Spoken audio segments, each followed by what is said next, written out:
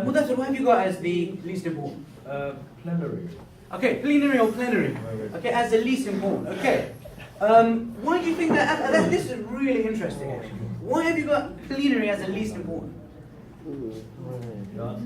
Yes, Mudathir. Shaykh Mudathir. Because now you've taught the class. Yep. They had a great time. Yep. Study, they pull out with the lesson plan and whatnot. So now at the end of the lesson, you don't want to just go away. You want to be aware, be sure that every child gets the capability to come up and present what they've learned. It could be weaker tables, stronger tables. Otherwise, if you just teach, and like you said, if all the clever ones just keep putting their hands up, then you're just going to think, yeah, I've done my bit, mashallah. No, you haven't. You need to engage the children. Let them come up there and show us what they've learned. So that's independent learning. Okay, cool, interesting. Deeqa Ali. Oh, same group. We'll pass on. Save, right there. Aslam. Oh, Aslam. Most important. Why? Most important, creativity. Why creativity? Again. Why is that the most important? Yeah, we said it gives them an opportunity to express themselves as individuals, so whatever they are strong in, whatever they they're able to express that. Interesting. So whatever they're good at and strong at, they can go along those lines. But we can only do that if the lesson is planned in according to their strengths. Okay, and we can be creative according to that. Okay, I won't take too much time. Like I said, I've got so much to to do. What I want you to think about now is how could you use this in 10 different ways. Okay, let me just give you an example from Ustadh Yahya, who teaches at our madrasa. What he did, the way he uses it, was very clever actually. Okay, he instead of standing up, and giving a lecture, a teacher's lecture, and saying we were talking about the Prophet ﷺ's last sermon, his last speech on Hajj, and instead of Ustadh Yahya standing up and giving a lecture on this, is what he said, all the way to the bottom. Some people's awake, some asleep. We'll talk about who auditory and visual and kinesthetic learners are later on. So what he did was, he got different aspects from that speech. Okay, but this is all part of planning. You have to sit down before the lesson and plan this. Okay? So the different important aspects and quotes from Prophet ﷺ's last sermon, and he put it on 9 different diamonds. So actual quotes copied and pasted, cut up into 9 different diamonds. So now they were told, okay, what do you think is the most important aspect of the Prophet's speech and why? Okay. Now, what would happen then is they would discuss it more, they'll be more engaged on it. Okay, he said this, but maybe we need this more now. But hold on, someone else will say, no, I think this is more important. And they're much more engaged as opposed to, okay, here's the lecture, let's read it out to the class. Okay, we're going to stop there, we're going to go ahead. Okay, when I've done this in classes, especially at school, I've almost had fights on this activity. Okay, it depends on the kind of questions you ask. Okay, I've had children jump out of their seats on the tables because they were really wild at expressing themselves. Okay, and a lot of learning takes place with Diamond Nights, a really good activity. What I would like you to do, I'll just give you 2 minutes. Okay, you can write this down anywhere. It can be on the notes. Just write down 2 ways that you could use it. I've just given you examples as well. We've tried it out. I'm sure you'll be able to synthesize and think, I can use it like this, I can use it like this. So 2 places where you could use it. Think about zakat, the lesson that you hopefully have been trying to plan. Okay? So 2 ways that you could use this in a lesson for whatever topic, whatever point. Okay, off you go. It's 2 minutes.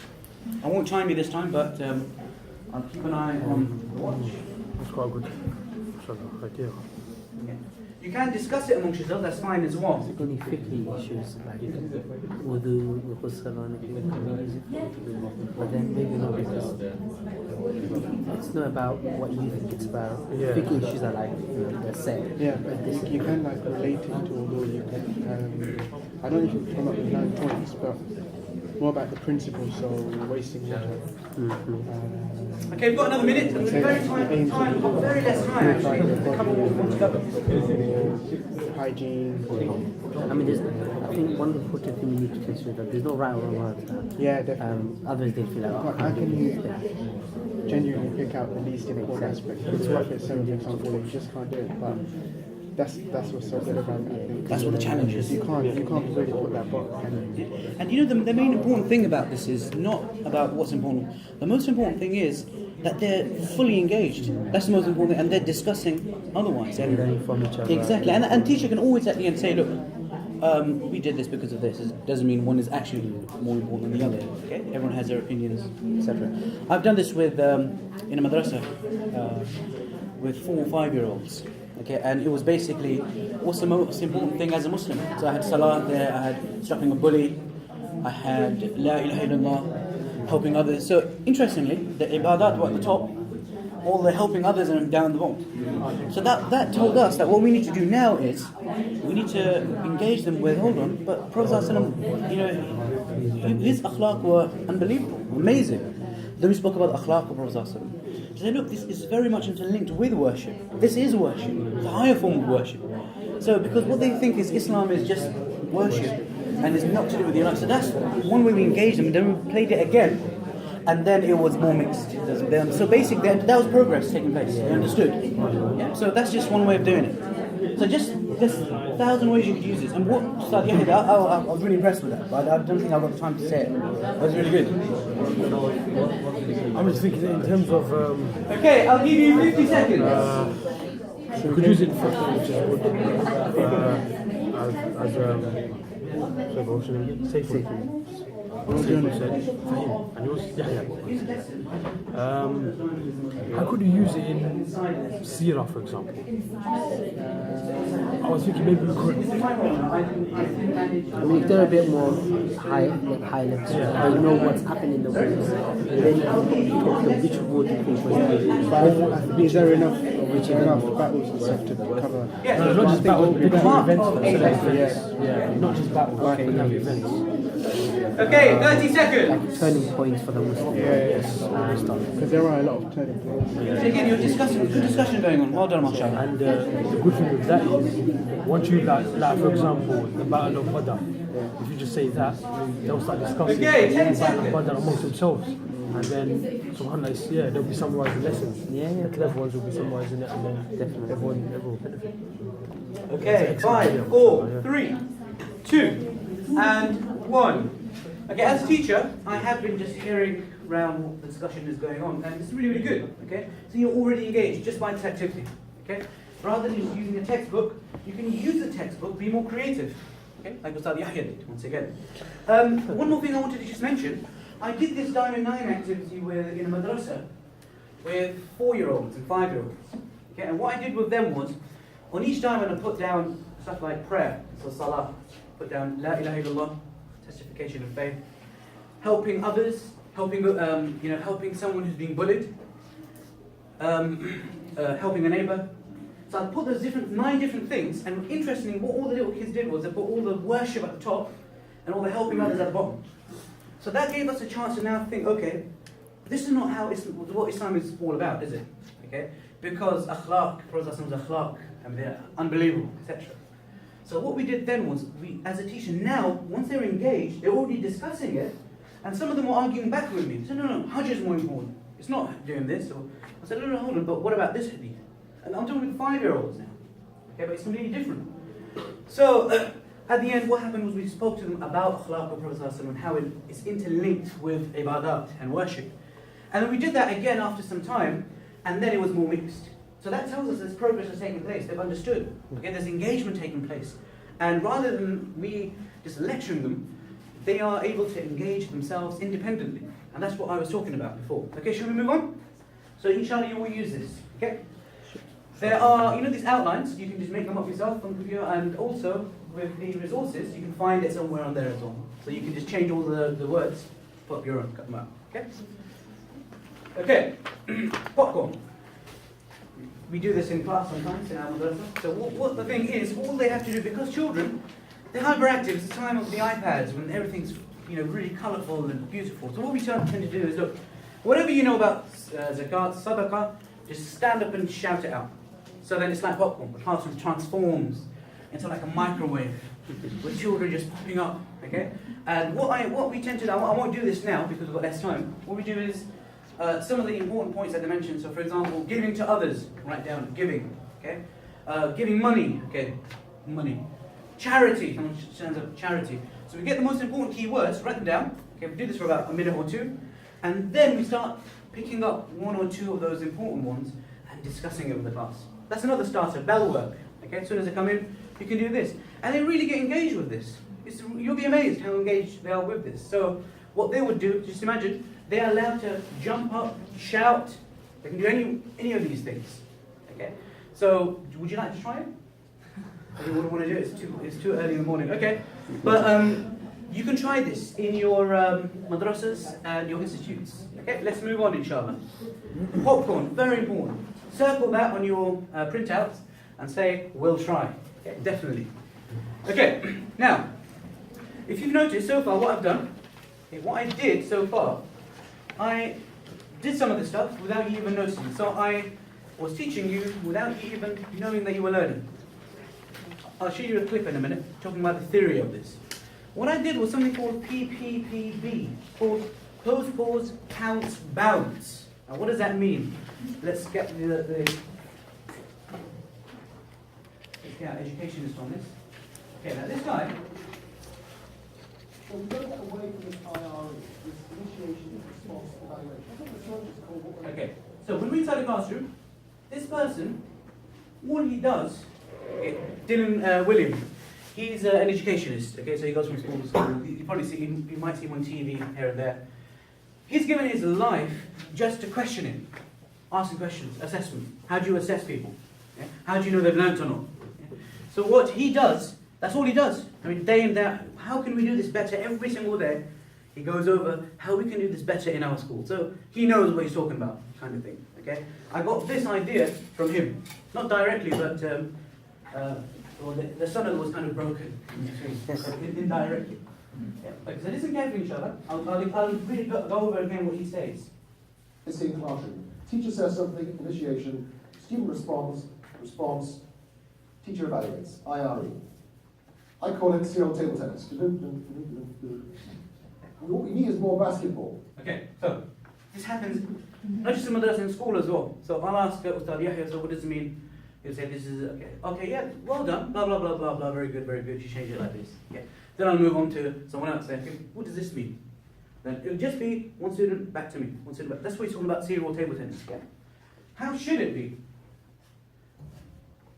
So I ask you a question, I'll ask you what you think of his answer, and I'll pick on you for an explanation. One teacher, she calls it pose, pause, pounce, bounce. Pose the question, pause, pounce on one student, and bounce that student's response to another student. And you can actually see her doing it. Pose, pause, and she actually got this little thing she says under her breath. 1, 2, 3, 4, got to wait a little more. Because she knows that's the only way she can slow herself down. No hands up, except to ask a question. Okay, so that's we're going to do the no hands up in a minute. So do you get what I'm trying to say? What we were doing, so in one activity I'm trying to include all this stuff, so you practice it as well at the same time. So I asked Ustadh Hamid for something. I didn't just respond to him, but I basically posed a question. Yeah, so pose, and I paused for him to think about it, which you guys have done in groups. That was my pause, very long one. And then after that, I pause, pounced on Mudathir. Okay? So the question, when they gave me the ball, I didn't run away with it, I passed it to Sailor, right? And then we passed it again. So this will pose, you pose the question, you pause, you wait, you let them think about it. Okay? They don't Wikipedia where you get the answer straight, or Google for that matter, where you get the answer straight away. Okay? So you pose the question, you pause, okay? And then the response that you get, okay, so you pounce after that, you pounce on them. And then after that, once you get the response, you don't answer back because you know the answer. It's about the learning of the students. Okay? When I was doing my PGCE, the very first point that they mentioned in the very first lecture, on the very first day, okay, in the very first period, very first few minutes, very first thing they said was that it's not how you teach. That's not the important thing. The most important thing is whether learning is taking place or not. Okay? It's not how you teach, it's whether learning is taking place. Because you might be the best teacher in the world, but some of the students, they might not be engaged well enough for whatever reason. Okay? So it's about the learning, not just the teaching. So it's the most important thing. Yeah, so back to no hands up, okay? No hands up questions. Why not? If you're not doing that, if you're not emphasizing that in your own classroom, your results are going to be worse than they would be otherwise. The most natural script in the world. I get depressed by this when I do a talk and they have a holding slide to show I'm an educationist. What do they show? They show a board, an adult at the front, and kids with their hands raised like this. And that looks like a good classroom because all the kids have raised their hands. It's completely maladaptive. Why? Because the research on intelligence shows that, yes, environment causes intelligence, but intelligence causes environment. What they find is the Head Start works while the kids are in Head Start, but if they go back to the environments they were in before, all the gains they make in terms of IQ go back are lost. They learn to read in Head Start, they keep that. Okay, so the reason why I used these lolly sticks was because I don't know who's who, first of all. I don't know your strengths, your weaknesses. And not only that, everyone was on their toes. Right, you're ready for it. Okay, it might be my turn. You're a bit scared. That's one way of making sure you don't put your hand up. Okay? Because who's going to put their hand up? Those who really want to put their hand up, and they're extroverts possibly, and etc. etc. So the quiet ones are left out. And that's what we don't want, because everyone's equal, especially in Islam. Okay? So, pose, pause, pounce, and bounce. Okay? Always ask why. And ask difficult questions. Let me just lecture you on this just for a few minutes. Always ask why. It doesn't matter what it is. Trust me, because what's going to happen is if you're not going to ask them why, when they go outside into the wider world, they will be asked why, and this is going to confuse them. Okay, what do I mean by that? I'm an RE teacher, and in RE and PSHE or whatever they call it, with extra P's and S's and whatever it is, okay, they speak about homosexuality and things like that. Okay, how do we and how can we engage with that philosophically? There's nothing wrong with our freedom of expression. Okay, just because we follow a religion, it doesn't make us any inferior to anyone else. Okay? Being from RE, we always look at ethics and philosophy. Always question. In our class, in madrasa, we ask very difficult questions to the children. And then when we see them engage, and then when they become confident, you can tell when this person goes to school or outside anywhere, they won't be afraid of difficult questions because we already asked them. We've already broken the ice. Okay? So we ask them questions like, we're doing prophethood, for example, talking about Prophet ﷺ, and whenever we look at stories of the prophets, we always start off with questions. Okay? So we ask questions like, look, we are now in 2015. Prophet ﷺ came in 700. Okay? It's been 1400 years. Do we really need a prophet? That's a difficult question. Okay? They're going to be asked that. You're going to become devil's advocate. You're going to ask these questions. Okay? You don't need to give an answer. Okay? You don't need to give an answer. You make them come up with the answers. Okay? So why do we've got Google, we've got internet, we've got so much technology. They didn't have this 1400 years ago. Why do we need a prophet? Why do we need a prophet? Why do we need a prophet? And then they come up with the answer. So they say, oh, because we need someone to follow. So what we'll do is, do you agree with that? Oh yeah, okay, well if you agree with that, then if you need someone to follow, you can follow someone who's alive right now. It's very clever. Okay? You can follow someone else. Okay, so we ask them these questions and we say, okay, look, we'll give you 5 minutes to discuss the question. Okay, come up with the answers. That's one thing. So we come up with difficult questions, make them come up with the answers. What we're going to do in a little while is make them come up with difficult questions and then come up with answers themselves. Okay, that's another way of doing it. And there's some really interesting ways of doing that. Let me see where we are. Okay, so ask difficult questions. But what I do in RE, when I'm teaching RE, I ask them very difficult questions. Even they're non-Muslims. I be straight up, because philosophy is philosophy. You're supposed to ask questions. That's what it's about. Okay? And this is what theology should be about. Teaching about God. We should ask these questions. And Sahaba were very open with Prophet ﷺ. I was reading Mufti Taqi Uthmani's book, and he was saying that once the Sahaba came to Prophet ﷺ, and they said to him that we feel that we have no iman anymore. We have doubts in our iman. Okay? We have doubts in our faith. And Prophet ﷺ said, ذَلِكَ مَحْبُ الْإِيمَانِ. This is the essence. This is true faith. Okay, because if you have a thief, and shaitan is a thief of our faith and our iman, he will go to that heart where he finds it. He won't go to a heart where it's not there. Okay? So just like a thief, he sees two homes, looks through the letterbox of one of them, things ripped up, carpet's missing, nothing's there. You would leave that, obviously. Go to another house and there's a really nice TV there, okay? Laptops, iPads, you would definitely go into that. So Prophet ﷺ said, look, that is the essence of, that's what it's about, and this is why we need to be open in our classrooms to these difficult questions. Discuss homosexuality, discuss these things. Okay? In my classroom, this is why I have lost my faith in education outside, even in schools. Okay? I've lost my faith in education because I was supposed to cover a class of A level and interestingly, this is how ridiculous it is. Okay? They were having a lesson on critical thinking. That's the subject. Critical thinking. And what are they doing? They're sitting there with a textbook and just reading through and answering questions. Where's the critical thinking in there? Okay? So I said, okay, let's close the books. Okay? I said, look, why do you think homosexuality is okay? Oh, because it's natural. I said, okay. A few months ago, I was reading this article from a journal which said paedophilia is natural. Okay? So, I said to them, 50 years ago, if I asked you the question about homosexuality, you'd be saying, it's disgusting. If I'm asking you now about paedophilia, you're saying, it's disgusting. 50 years down the line, okay, you might accept, it'll be acceptable. Okay? So, you've got to, when you come up with philosophy, you say, what are the principles? Okay? What principles are you following and basing your worldview on? What are the principles? So, basically, and what we're doing here, and I ask this to some of our older students, okay, and we say, look, when you are told something in lessons, you have to critically engage with it. Don't just say, yeah, I believe. No, you have to be critical with everything. Always ask why. So you ask you, okay, is homosexuality okay?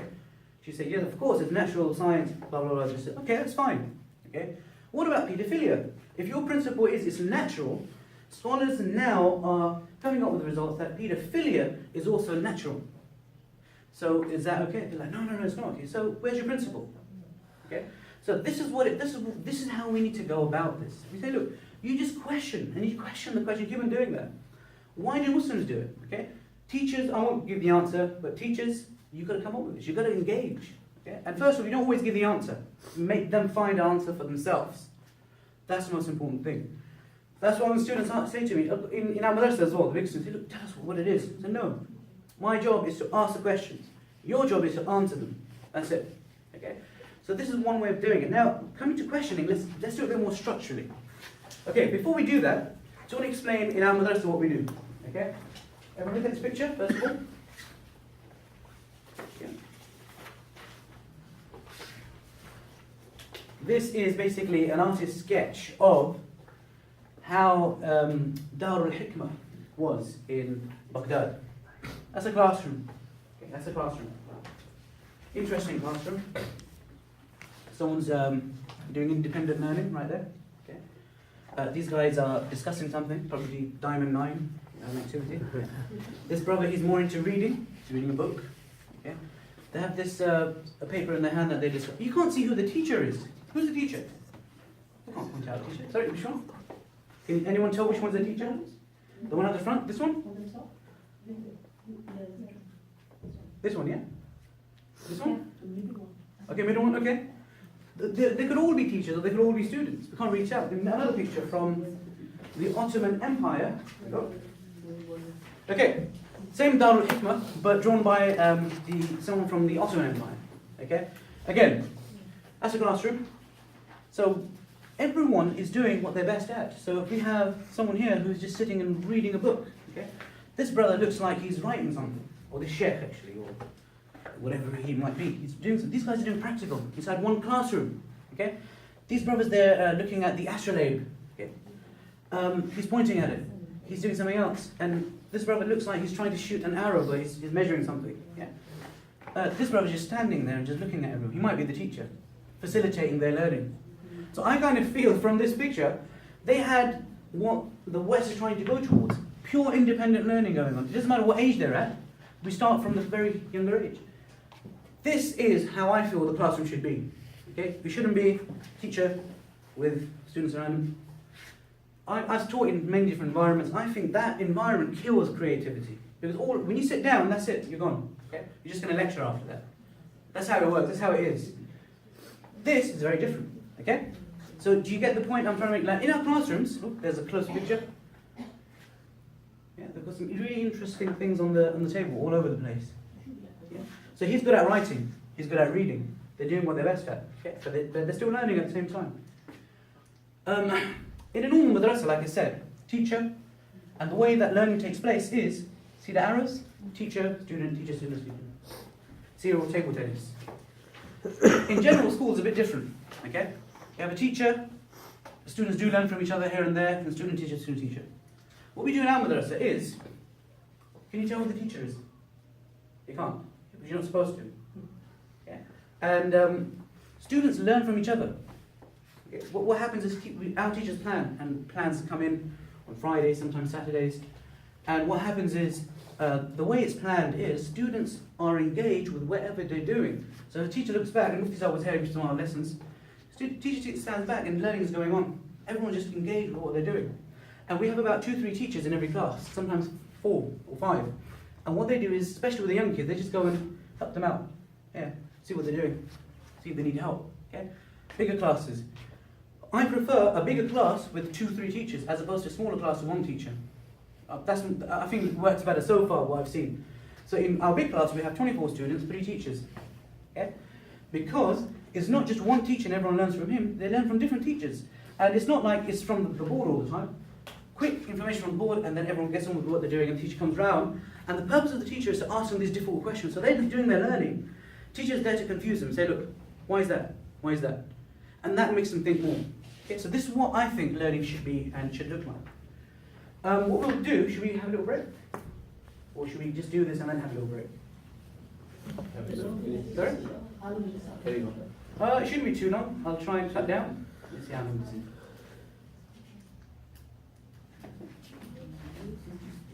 Looks interesting, okay. So we'll do this and then we'll have a little break, inshallah. Yeah? Okay, now, question is, how do you ask questions? You know, when I was in madrasa, right, studying, and teachers used to say to us, do mutala. Do mutala, do mutala. Okay? What is mutala? How do you do it? Okay? Students come up with their own ways of doing it. Okay? But there are techniques to doing these kind of things. That's the thing. When teachers ask questions, how do you ask questions? What do you do? You're going to be using this in a little while. Okay? So there's this, well, educationist, I wouldn't say sheikh, but he's quite old. Yeah? So Benjamin Bloom, it's named after him. Bloom's taxonomy, very important thing. We won't go into it too much, and see if you can kind of play with it now, and later on learn a bit more as you go along. Today's lesson is more about giving you the taste of different things. So when you go back, you can use a lot of that, and you can take from our resources and use them as well.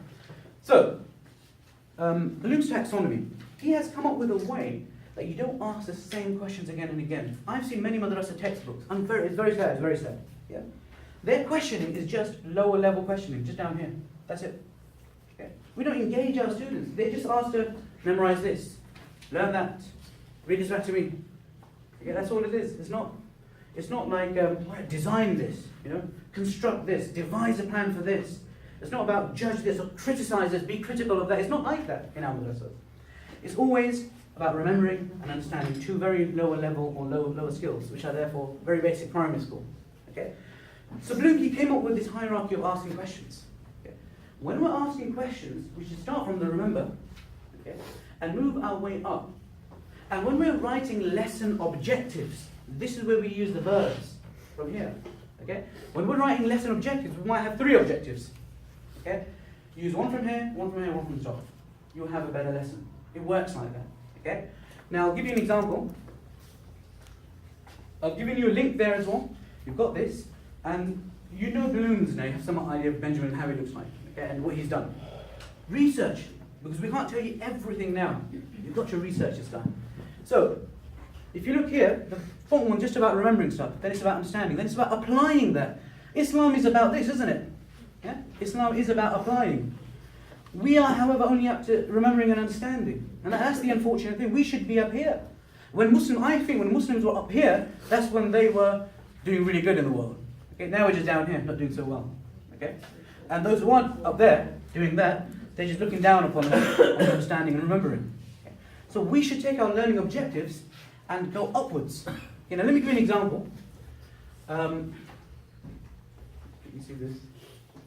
Okay, now, here's a lesson plan I did using Bloom's taxonomy, staying at the bottom. See if you can feel the difference. Learning objectives for the next session that we're going to do. Know how to plan a lesson. So you know how to plan a lesson. Okay. memorize the components of planning a lesson. So you need to memorize. Plenary. You need to memorize starter. You need to memorize main. You need to memorize this. You need to remember what they are. And finally, discuss the importance of a lesson plan. Okay. Is that effective? Are they effective learning objectives? No, they're not. Because all we're doing is we just stay here. That's where we are. Yeah. What I want you to do is, I think, for the next 2 minutes, is come up with learning objectives for the same thing, but try and use other verbs from higher order thinking. Okay. So I'll give you about 2 to 3 minutes. Again, you can do this, I think, better in a group. Again, this is the first time we're learning from each other. Do it as a group. Come up with learning objectives. I'll give you only 3 minutes. That's a challenge. Okay. 3 minutes. Off you go. So you try and use the higher order thinking verbs. So, one of them should be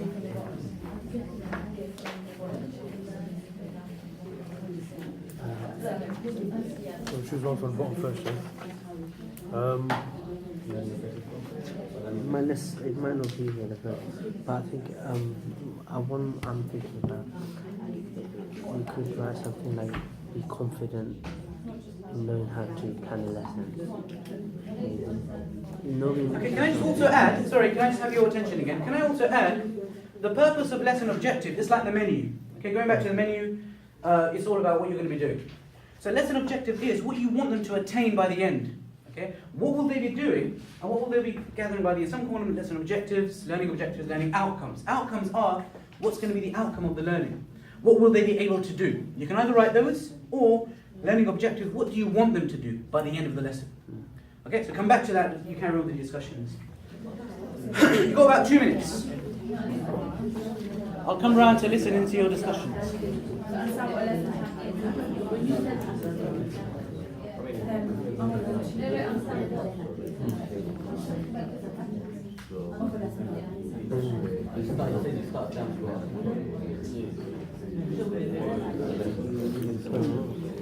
So the first one of them could be like to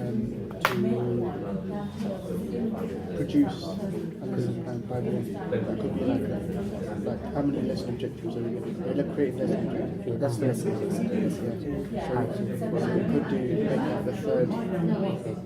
Also to produce. Yeah? To produce. So I would say that would go into applying. Yeah. that's remembering, no? That would be That would be applying, I would say. Because You're listing something. You're making something. you're not creating it. What was that? Okay, fair enough. You're designing something. Building a lesson. Alright. Constructing a lesson.